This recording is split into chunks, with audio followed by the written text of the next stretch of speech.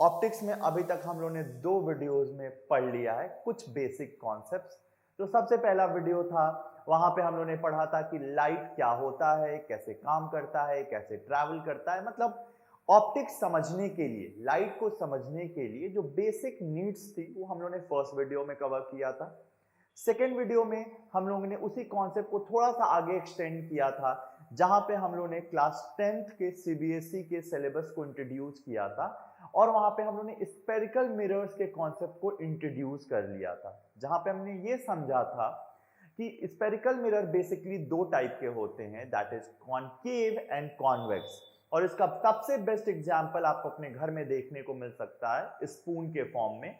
अगर आप उसको इनवर्ट कर्व में लेते हो तो उसको हम लोग बोलेंगे कॉनकेव, और जब वही हम लोग रिवर्स कर देंगे तो उसको हम लोग सिंपली कॉन्वेक्स मिरर बोल सकते हैं। अब हमारे कुछ टर्म्स होते हैं जो मिरर से रिलेटेड होते हैं, और उन टर्म्स क्या हैं, क्योंकि उनको आगे के डेफिनेशंस में हम लोग यूज करने वाले हैं तो उसको समझना तो पड़ेगा ना कि उन टर्म्स को हम लोग क्या बोलते हैं। तो उन टर्म्स को हम लोग पहले स्टडी कर लेते हैं, उसके बाद हम लोग आगे कैसे रे डायग्राम्स बनते हैं, हमारे रूल्स क्या है रे डायग्राम के, इमेज का फॉर्मेशन कहां होता है, ये सब कॉन्सेप्ट हम लोग उसके बाद में कंटिन्यू।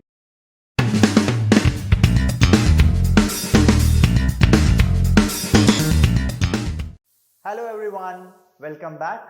आई होप आप सब अपने घर पे हेल्दी होगे। एंड अगेन हम लोग स्टार्ट करते हैं अपना ऑप्टिक्स का स्टडी।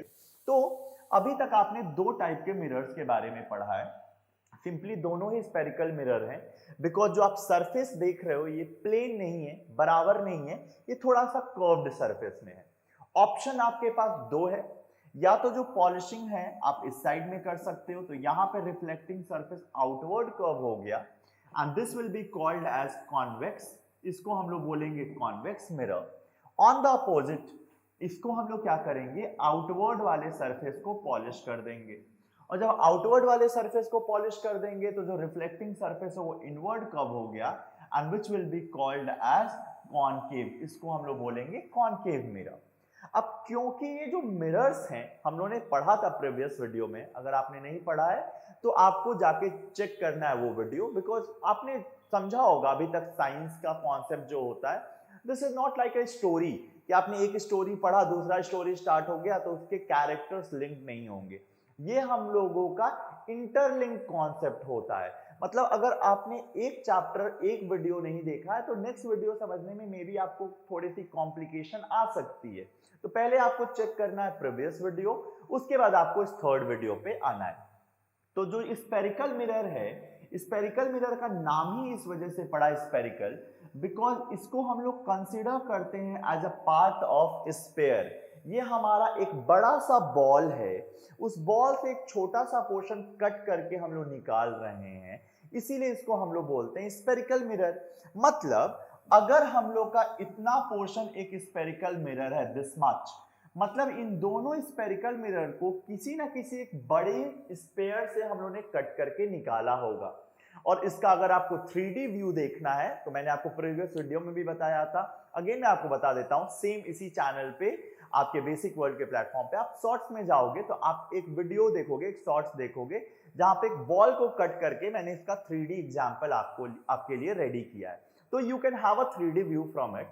अब अगर मैं बात करता हूं एक स्फीयर की, एक बड़े से 3 डायमेंशनल सर्कल की मैं बोलूं अगर तो लेमैन लैंग्वेज में, तो वहां पे इस बड़े से स्फीयर का जो सेंटर होता है जहां से कट करके स्फेरिकल मिरर को बनाया गया है, सिमिलरली ये भी एक स्फेरिकल मिरर है जो बड़े से स्फीयर का पार्ट है जिससे कट करके इस मिरर को बनाया गया है, उसी सेंटर को हम लोग बोलते हैं सेंटर ऑफ कर्वेचर।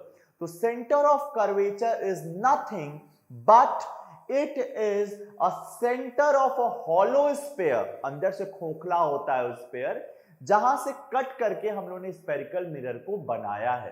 तो जिस बड़े से स्फीयर से कट करके हम लोगों ने स्फेरिकल मिरर को बनाया है उसी के सेंटर को हम लोग क्या बोलते हैं, सेंटर ऑफ कर्वेचर।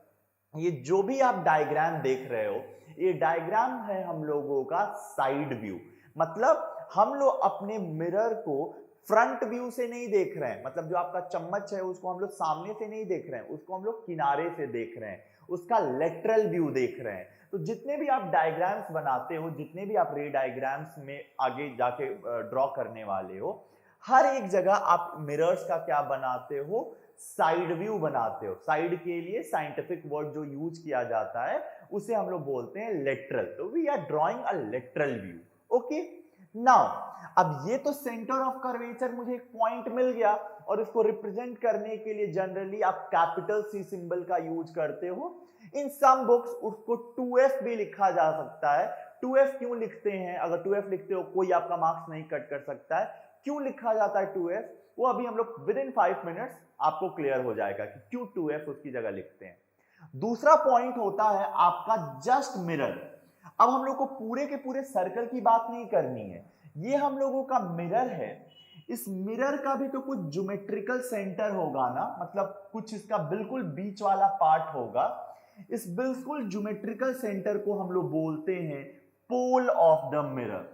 जो भी हम लोगों का मिरर होता है, पूरे सर्कल की बात नहीं करनी है, जितना भी मिरर है उस मिरर का जो बिल्कुल सेंट्रल पॉइंट है, जिसके लिए हम लोग वर्ड यूज करते हैं ज्योमेट्रिकल सेंटर, उसको हम लोग बोलते हैं pole of the mirror. Simply this is called as pole. और उसको डायग्राम में रिप्रेजेंट करने के लिए जो हम लोग सिंबल यूज करते हैं वो होता है कैपिटल P का सिंबल। एक सिंपल सा आप कंक्लूजन बनाओगे यहां से कि जब भी आप डायग्राम में कोई भी पॉइंट को नेम करते हो, कोई भी, जैसे ये एक पॉइंट है, ये एक पॉइंट है, तो उसके लिए हमेशा आप कैपिटल लेटर्स का यूज करते हो। और जब आप कोई डिस्टेंस मेजर करते हो तो डिस्टेंस मेजर करने के लिए आप हमेशा यूज करते हो स्मॉल लेटर का most of the time. Okay, कहीं कहीं एक्सेप्शंस भी मिलते हैं, आई एम नॉट सेइंग कि एक्सेप्शंस नहीं मिलेंगे, हमेशा ये सही रहेगा, लेकिन ज्यादातर टाइम ऐसा होता है कि पॉइंट्स को मेंशन करने के लिए कैपिटल लेटर का यूज करते हैं और डिस्टेंसेस को मेजर करने के लिए स्मॉल लेटर का यूज करते हैं हम लोग। एंड ऑलरेडी मैंने आपको बताया है कि जो फिजिक्स होता है वो क्रिएटिविटी का सब्जेक्ट नहीं है। आप उसमें कितनी क्रिएटिव हो डायग्राम्स में, दैट इज नॉट इंपॉर्टेंट। तो ज्यादातर जगह आपको हर एक चीज को रिप्रेजेंट करने के लिए, डिनोट करने के लिए कुछ ना कुछ शॉर्टकट्स देखोगे। मतलब जब भी पोल की बात कर रहे हैं हम लोग POLE हर बार नहीं लिखने वाले हैं, we will just write P, symbol use कर लेंगे। नाउ अब यहां पे एक हम लोग बनाएंगे इमेजिनरी लाइन, और जो इमेजिनरी लाइन हम लोगों के पोल और सेंटर ऑफ कर्वेचर को ज्वाइन करती हुई जा रही है। मैं क्यों बोल रहा हूं कि इमेजिनरी लाइन है, मतलब अगर आप कोई मिरर पिक करते हो, अगर आप अपना स्पून ही लेते हो, बस ऐसी कोई लाइन पास होते हुए लिटरली नहीं दिखाई देती है, it is just a imagination. बस आपने एक इमेजिनेशन किया।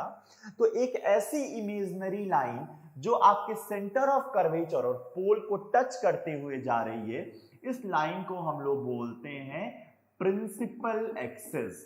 तो the line, imaginary line which crosses or which passes with 2 points, that is center of curvature and pole, उसको हम लोग बोलते हैं प्रिंसिपल एक्सिस।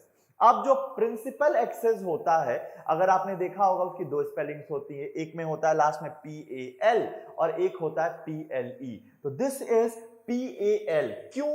इस वाले PAL का मतलब होता है इंपॉर्टेंट। जैसे आपके स्कूल में प्रिंसिपल होता है ना, सारे टीचर्स में इंपॉर्टेंट, वैसे यहाँ पे लाइन तो बहुत सारी होंगी जब हम लोग आगे आएंगे, लेकिन उन सारे लाइंस में से ये वाली लाइन सबसे इंपॉर्टेंट है। तो यहाँ पे हम लोगों ने लिखा PAL।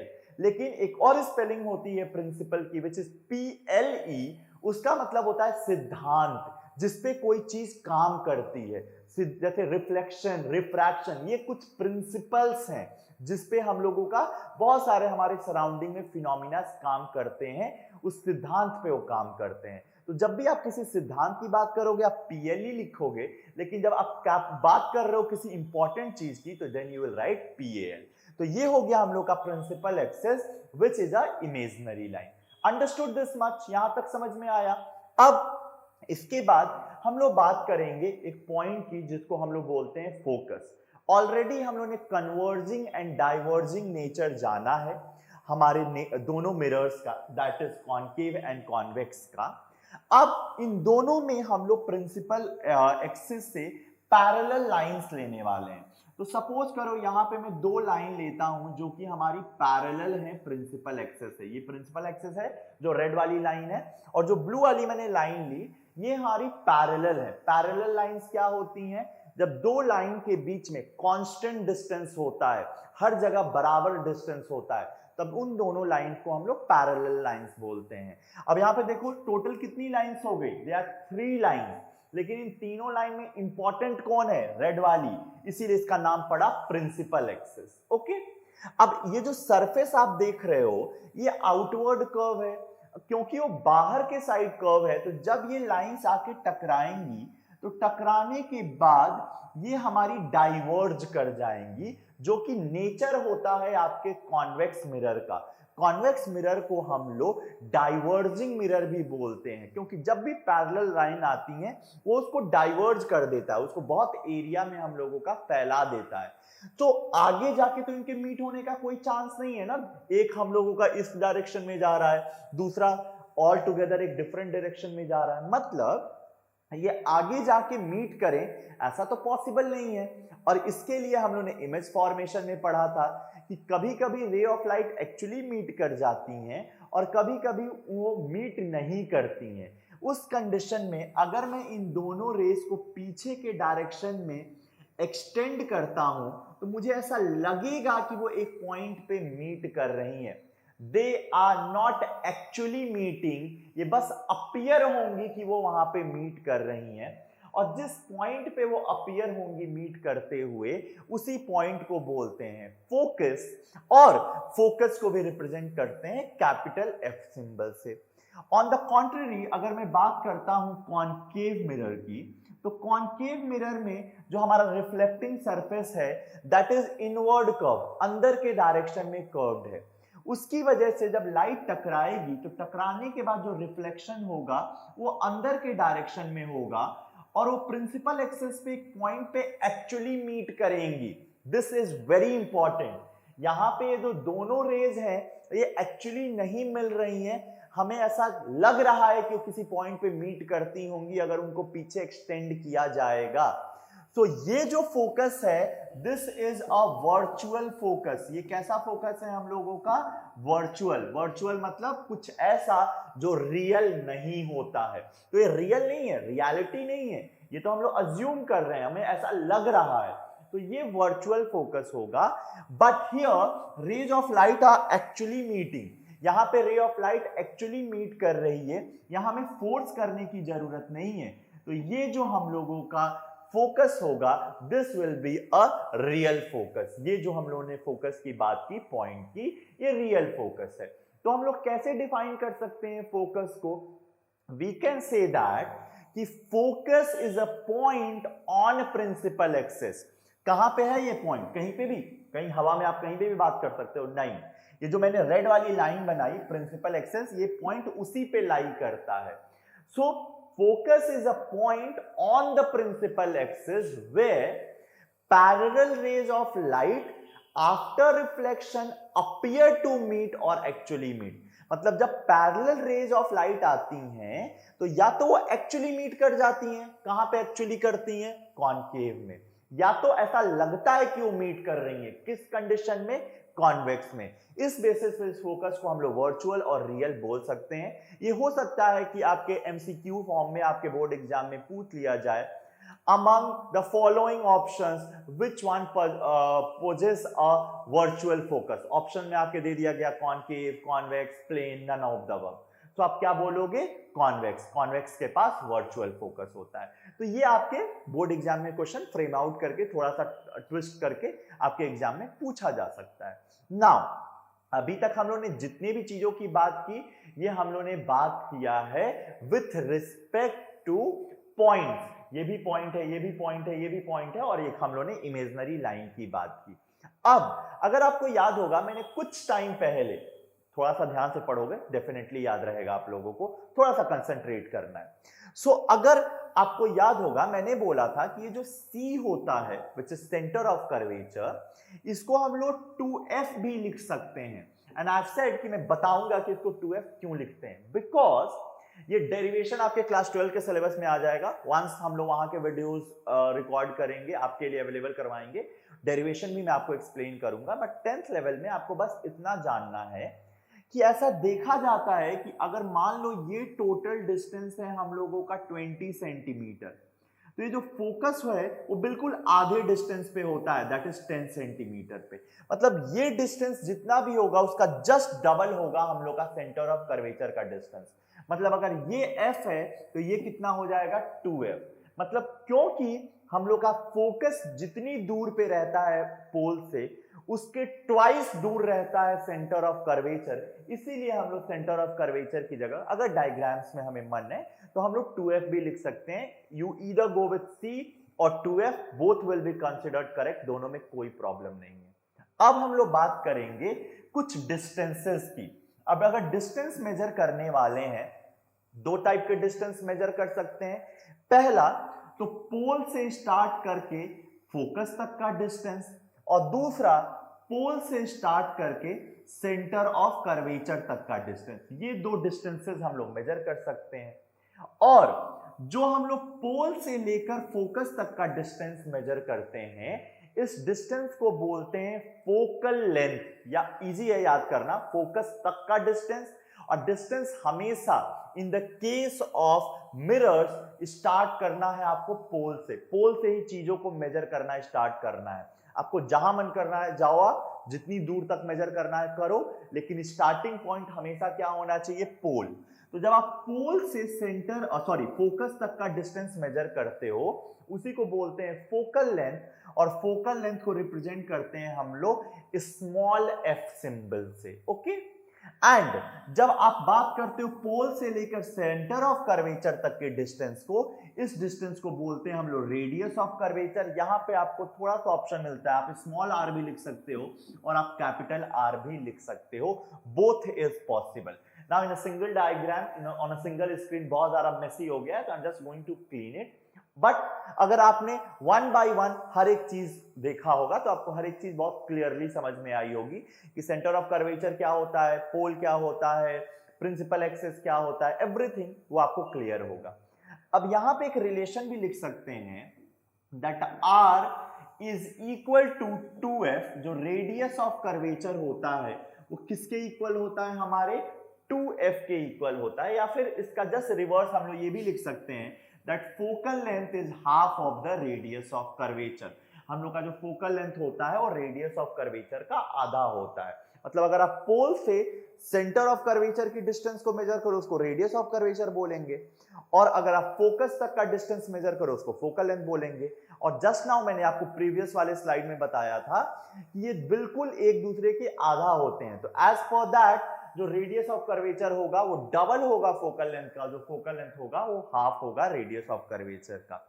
In some of the numericals, जब हम लोग न्यूमेरिकल प्रैक्टिस करेंगे, lens formula, mirror formula and all, तो वहां पे हम लोग पढ़ेंगे इनका, इन रिलेशंस का हम लोग वहां पे यूज लेते हैं कि कैसे हम लोग को कॉन्सेप्ट को इंप्लीमेंट करना है, how to do it. Okay, तो ये हमारे कुछ टर्म्स थे जो हमारा वर्क करते हैं, जो हमें हेल्प करते हैं आगे के कॉन्सेप्ट्स को अच्छे से समझने में। अब हमें स्टार्ट करना है रूल्स। किसके रूल्स हम लोग पढ़ने जा रहे हैं, is for drawing the image diagram. रे डायग्राम्स बनाने के लिए हम लोग कुछ रूल्स याद करेंगे। उससे पहले मैं बार बार आपके सामने ये बात रिपीट कर रहा हूं, फिजिक्स के डायग्राम आपके बायो जैसे नहीं होते हैं कि आपने देखा, आप याद कर लिए कि अच्छा यहाँ पे हम लोग का हार्ट है, ऐसे हम लोग का ब्लड पास हो रहा है, यू कैन ड्रॉ इट। ये जो भी डायग्राम्स हैं that you have to make it from here, अपना दिमाग यूज करके आपको बनाना होगा। कॉन्सेप्ट बेस्ड डायग्राम होते हैं। बहुत ज्यादा देखने में हो सकता है डायग्राम आपको सुंदर ना दिखे, वो आपके डिफरेंट डिफरेंट कलर्स ना दिखे, लेकिन अगर आप डायग्राम बनाना चाहते हो तो उसके लिए आपका कॉन्सेप्ट क्लियर होना बहुत जरूरी है। तो यहाँ पे हम लोग कुछ रूल्स की बात करते हैं जो हम लोग यूज करते हैं रे डायग्राम्स बनाने के लिए। Simple, okay.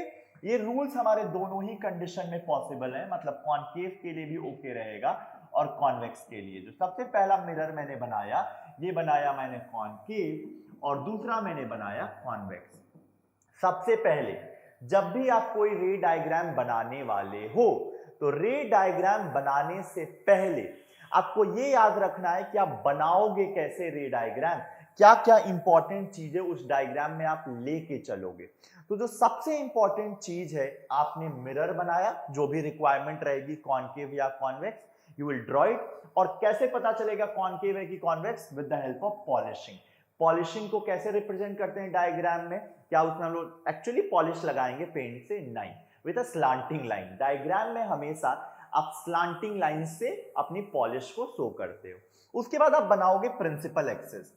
आप एक सिंपल सा तरीका रखो, प्रिंसिपल एक्सिस बनाते टाइम हमेशा याद रखो कि आपके मिरर को 2 इक्वल हाफ में डिवाइड करना चाहिए। अब इसके लिए आपको स्केल यूज करने की जरूरत नहीं है। ऐसा नहीं कि आप स्केल से मेजर कर रहे हो कि अच्छा ऊपर वाला डिस्टेंस 3 सेंटीमीटर तो नीचे वाला भी 3 होना चाहिए, नहीं। अप्रोक्सीमेटली देख के इतना अंदाजा तो लग जाता है ना, अनुमान तो लगा सकते हो ना। अप्रोक्सीमेशन के बेसिस पे आपको बीच में से एक रे पास करनी है, जो कि होगा प्रिंसिपल एक्सिस, हमारा बिल्कुल बीच से पास होगा स्फेरिकल मिरर के। उसके बाद आप यहां पे जहां पे वो मिरर को टच कर रहा है उस पॉइंट को नाम दे दोगे pole. This is what we call as pole. उसके बाद थोड़ा एक लार्ज डिस्टेंस पे एक पॉइंट ले लो which is called as centre of curvature. अब सेंटर और कर्वेचर और पोल के बीच में एक पॉइंट होता है जिसको बोलते हैं हम लोग फोकस। यहां पे एक चीज आपको दिमाग में रखनी है कि जब आप बात कर रहे हो फोकस की, अब फोकस आप यहां मत बना देना कि सर ने बोला था कि बीच में होता है तो मैं यहां पे फोकस बना दे रहा हूं, नहीं। बीच मींस ऑलमोस्ट मिड पॉइंट, मतलब आप ऐसी जगह फोकस बनाओ जो इन दोनों का ऑलमोस्ट मिड पॉइंट लगे। अगर आप चाहते हो कि आपका रे डायग्राम करेक्ट हो, आपको बार बार पेंसिल से इरेज बना रहे हो, इरेज कर रहे हो, बना रहे हो, इरेज कर रहे हो, ये ना करना पड़े, तो फॉर द फर्स्ट टाइम आप ट्राई करो कि उसको ऑलमोस्ट मिड में लेना है। अगेन स्केल की जरूरत नहीं है बच्चा, आपको बस करना क्या है, अप्रोक्सीमेशन, देखने से जहां लगे कि हाँ ये बीच वाला पॉइंट है वहां पे आपको ले लेना है। यहां पे अब तक समझाने के लिए मैं 2 कलर्स यूज करने वाला हूं। For incident light I am going to use black colour and for reflected light I am going to use red colour. तो पहला रूल हमारा बोलता है रे डायग्राम का रूल्स जो है, वहां पहला रूल बोलता है कि अगर कभी भी कोई रे पैरेलल आती है प्रिंसिपल एक्सिस के, ये ब्लू वाली लाइन है प्रिंसिपल एक्सिस, और जब भी कोई रे हमारी पैरेलल आएगी प्रिंसिपल एक्सिस के, अब ये याद रखना आप ये दोनों मिरर्स अलग हैं। ये है हम लोगों का concave mirror and this one is what we have convex mirror. तो इसका रिफ्लेक्टिंग इनवर्ड कर्व होगा तो लाइट इधर से आएगी, इसका रिफ्लेक्टिंग सरफेस जो है आउटवर्ड कर्व है तो लाइट बाहर के डायरेक्शन से इंसिडेंट करेगी। कैसे पता चलेगा लाइट चल किधर रही है? With the help of arrow. Arrow बहुत इंपॉर्टेंट है, जब भी आप रे डायग्राम बनाते हो वही बताता है कि लाइट के ट्रैवल होने का डायरेक्शन क्या है। तो पहला रूल क्या बोलता है कि अगर कभी भी कोई लाइट हमारी आ रही है पैरेलल, तो रिफ्लेक्शन होने के बाद वो कहां से पास होगी? फोकस से। यहां तो एक्चुअली पास हो जा रही है, यहां तो बोलोगे कि सर आपने बोला था डाइवर्ज करती है। हाँ बच्चा, यहां पे डाइवर्ज ही होगा, बाहर के डायरेक्शन में रिफ्लेक्ट हो जाएगा। लेकिन अगर आप इस रे को पीछे के डायरेक्शन में एक्सटेंड करते हो तो आपको लगेगा कि वो फोकस से पास हो रही है। Got it? The very first point, आप क्या करने वाले हो, एक ray parallel to principal axis, reflection होने के बाद कहां से पास होगा? फोकस से। यहां पे अगर एक रे ले रहे हो पैरेलल टू प्रिंसिपल एक्सिस, ये तो डाइवर्ज हो जाएगा, टकरा के बाहर चला जाएगा। लेकिन उसको अगर पीछे बढ़ाओगे तो ऐसा लगेगा कि वो फोकस से पास हो रहा है। जस्ट डू वन थिंग, ये जो रे डायग्राम्स होते हैं आपके, या फिर जो ऑप्टिक्स का पूरा कॉन्सेप्ट है, बहुत ज्यादा ऑब्जर्वेटरी कॉन्सेप्ट है। जब तक आप करोगे नहीं आपको पता नहीं चलेगा। तो जब भी आप पढ़ रहे हो, दिन में, रात में, जिस टाइम पे भी आपको टाइम मिल रहा है, and you can figure out कि हाँ इस टाइम में पढ़ने वाला हूं, उसके साथ एक आप नोटबुक के साथ बैठो और पॉज करके बीच बीच में आप अपने नोट्स मेंटेन करते रहो, जहां पे आपको नोट्स के लिए किसी और पे डिपेंडेंट होने की जरूरत नहीं पड़ेगी। और वो नोट्स बेस्ट होता है जो हम अपनी लैंग्वेज में लिखते हैं। तो आप समझो, पॉज करो वीडियो को और उसको पेन डाउन कर लो अपने वर्ड्स में, जहां से आपके एग्जाम के टाइम आपको बहुत ज्यादा हेल्प मिलने वाला है। आफ्टर दैट सेकेंड रूल पे आते हैं। पहला रूल तो ये हो गया, इसको हम लोग यूज करने वाले हैं। अब सेकेंड रूल पे आते हैं। सेकेंड रूल में मैं यहाँ पे एक जस्ट छोटा सा कॉन्सेप्ट यूज करने वाला हूँ, और लेट इट बी, मैं भी आपके लिए ड्रॉ कर लेता हूँ। Otherwise I could have just change the arrows, मैंने एरोज को चेंज करना था और हम लोग का डायग्राम बन जाता। अगेन यहां पे हम लोग लेने वाले हैं रेज ऑफ लाइट। अब ये पहले रूल का जस्ट उल्टा होता है। पहले रूल में कैसे लाइट आ रहा था? Parallel to principal axis. कहां से पास हो जा रहा था? फोकस से। अब जो हम लोग रे ऑफ लाइट लेंगे वो हम लोग उस रास्ते पे लेंगे कि वो फोकस से पास होता हुआ आए। तो जो इंसिडेंट लाइट है वो इस तरीके से आएगी कि वो लगेगा कि वो फोकस से आ रही है। यहां पे एक्चुअली आएगी, यहां पे ऐसा लगेगा कि वो फोकस वाले रास्ते से आ रही है। तो जब भी कोई रे ऑफ लाइट हमारे फोकस वाले रास्ते पे आती है तो रिफ्लेक्शन होने के बाद वो हमारी पैरेलल चली जाती है। किसके पैरेलल चली जाती है? प्रिंसिपल एक्सिस के। Now you can figure out, ये बिल्कुल दोनों डायग्राम जो लास्ट केस में था, जो ये डायग्राम है, ऑलमोस्ट सेम है। जो बस आपको डिफरेंस मिलेगा वो एरोज का डिफरेंस मिलेगा। वहां पे रे ऑफ लाइट पहले आ रही थी पैरेलल, उसके बाद फोकस से पास हो रही थी। अभी रे ऑफ लाइट पहले फोकस से आ रही है और उसके बाद पैरेलल जा रही है। तो ये है हम लोग का दूसरा रूल जिसको हम लोग यूज करते हैं इमेज फॉर्मेशन के लिए। और आपको प्रैक्टिस करना है। अगेन आई एम रिपीटिंग, ये आपको अपने नोट्स में लिख के रखना है सो दैट बाद में आपको बहुत ज्यादा रश ना करना पड़े नोट्स के लिए। Coming to the next rule, अब अगर कोई रे ऑफ लाइट हमारी सेंटर ऑफ कर्वेचर से आती है, मेरी लाइट थोड़ी सी डेविएट हो गई है, रेक्टिलिनियर प्रोपगेशन ऑफ लाइट नहीं फॉलो हो रहा है, आप नहीं करोगे, you will draw straight line. And similarly अगर हमारे यहां पे भी एक लाइट ऐसा है जो ऐसा लग रहा है कि वो सेंटर ऑफ कर्वेचर वाले रास्ते से आ रही है, तो ये एक पाथ ऐसा पाथ होता है जब लाइट सेंटर ऑफ कर्वेचर वाले रास्ते से आती है तो टकरा के सेम उसी रास्ते पे वापस चली जाती है। So this is the third rule, that whenever a ray of light comes from center of curvature, so after reflection it retraces its path, वो अपने रास्ते पे ही वापस चली जाती है। ये रूल नंबर 3 है। सेम थिंग गोज हियर, अगर कोई रे ऑफ लाइट ऐसा लग रहा है कि वो हमारे सेंटर ऑफ कर्वेचर वाले रास्ते पे आ रही है तो रिफ्लेक्शन होने के बाद सेम उसी रास्ते पे वो वापस चली जाएगी। अब जरा सा याद करो, हम लोगों ने आई थिंक फर्स्ट या सेकेंड वीडियो में कॉन्सेप्ट पढ़ा था, वो कौन सा कंडीशन होता है जहां पे रे ऑफ लाइट जिस रास्ते से आती है उसी पे वापस चली जाती है? If you can remember it, it's very good. अगर आपको नहीं याद आ रहा है थोड़ा सा रिवाइज किया करो, जो भी पढ़ते हो उसको रिवाइज किया करो, आपको समझ में आ जाएगा। It's not that tough. वो पाथ होता है हम लोगों का जब लाइट नॉर्मल पे आती है। तो व्हाट यू कैन से कि एक स्फेरिकल मिरर के लिए नॉर्मल की तरह कौन काम करता है? एक ऐसा लाइन जो सेंटर ऑफ कर्वेचर से पास होता है, that will behave as a normal. अगर आप कभी भी बात कर रहे हो कि what will be the normal for a spherical mirror, for a spherical mirror normal will be a point जो कहां से पास हो रहा है हम लोगों का? सेंटर ऑफ कर्वेचर से पास हो रहा है, क्योंकि यही वो रास्ता है जहां पे लाइट अपने रास्ते पे वापस से बाउंस बैक हो जाती है। तो ये भी आपके बोर्ड एग्जाम में क्वेश्चन आ सकता है। When again we will come to question, मैं वहां पे वापस से एक कॉन्सेप्ट बताऊंगा कि कैसे क्वेश्चन पुट अप हो सकते हैं, आपको लिखना कैसे है। और coming to the last rule, rule number 4। Rule number 4 क्या बोलता है कि अगर कोई रे ऑफ लाइट आपकी पोल पे इंसिडेंट हो रही है तो ये बना एंगल ऑफ इंसिडेंस। क्यों एंगल ऑफ इंसिडेंस बना? क्योंकि ये देखो जो प्रिंसिपल एक्सिस है ये क्या हम लोगों का सेंटर से नहीं पास हो रहा है, सेंटर ऑफ कर्वेचर से पास हो रहा है। और अभी मैंने इसके पहले बोला था कि जब भी कोई लाइन सेंटर ऑफ कर्वेचर से पास होती है तो नॉर्मल की तरफ काम करती है। मतलब ये जो प्रिंसिपल एक्सिस है ये किसके तरफ बिहेव करेगा? नॉर्मल की तरह। वैसे ही सेम अगर यहां पे भी एक रे ऑफ लाइट है जो पोल पे इंसिडेंट हो रही है तो जो भी ये एंगल बनेगा इसी को बोलेंगे angle of incidence. And as per the law of reflection ये रिफ्लेक्ट हो जाएगा दूसरे साइड में विथ एंगल आर, जहां पे आई और आर की वैल्यू क्या रहेगी? सेम, जो लॉज ऑफ रिफ्लेक्शन में पढ़ा है। मतलब अगर ये 30 डिग्री रहेगा तो ये भी कितना होगा हम लोग का? 30 degree. Same thing goes here, ये भी लाइट हम लोग का अपोजिट डायरेक्शन में रिफ्लेक्ट हो जाएगा विद द सेम एंगल जितने एंगल के साथ लाइट आया है।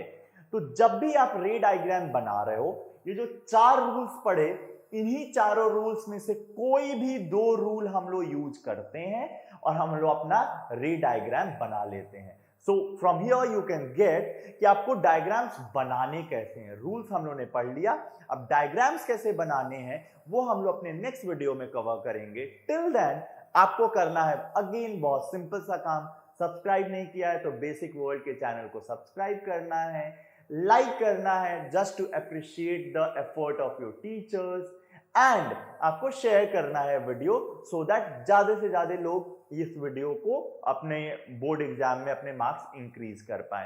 एंड साथ में रिवाइज भी करना है, नोट्स बनाना है, एंड इन केस कोई भी डाउट होता है वो आपके सिलेबस का पार्ट है नहीं है, अगर आपको लगता है कि चीज मुझे नहीं समझ में आई थी, मुझे जानना है, आपको करना बहुत छोटा सा काम है, एक comment and I can assure you कि हम लोग उस डाउट को डेफिनेटली क्लियर करने की कोशिश करेंगे। Till then goodbye, take care of your health and please stay tuned to our channel.